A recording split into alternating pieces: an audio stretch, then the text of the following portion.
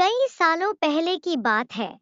एक घना जंगल हुआ करता था जहां बहुत सारे मेंढक रहते थे, जिसमें से एक मेंढक अपने 3 बच्चों के साथ तालाब में रहा करता था।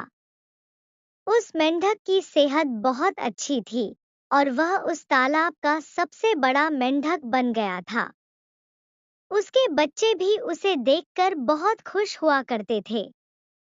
उनको लगता था कि उनके पिता दुनिया से सबसे बड़े और ताकतवर मेंढक है। मेंढक भी अपने बच्चों अपने बारे में गलत कहानियां बताया करता और ये साबित करता कि वह सबसे शक्तिशाली है। उस मेंढक को अपने बलवान होने का बहुत घमंड था।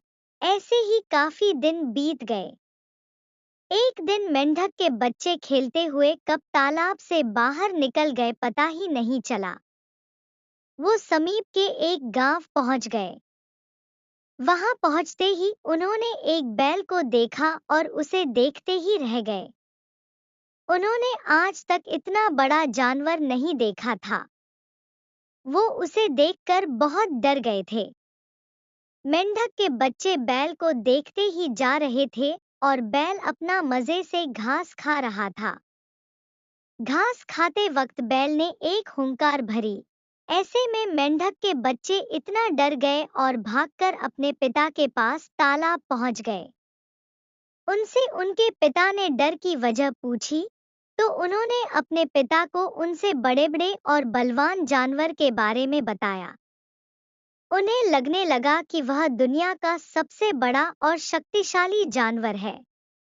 लेकिन ये सब सुनकर मेंढक के अहंकार को बहुत चोट पहुंची और उसने तभी एक लंबी सांस ली और अपनी छाती फुला ली और कहने लगा, क्या वो मुझसे बड़ा जानवर था? उसके बच्चों ने कहा। हाँ, वो आपसे भी बड़ा था। मेंढक को ये बात सुनकर बहुत गुस्सा आया। उसने दोबारा से सांस भरकर अपनी छाती को फुलाया और पूछने लगा। क्या अभी भी वो मुझसे बड़ा था? बच्चों ने बोला, ये तो कुछ भी नहीं है, वो आपसे कई गुना बड़ा था। मेंढक से ये सब सुना नहीं जा रहा था और वह लगातार अपनी सांस भरकर खुद को फुलाए जा रहा था।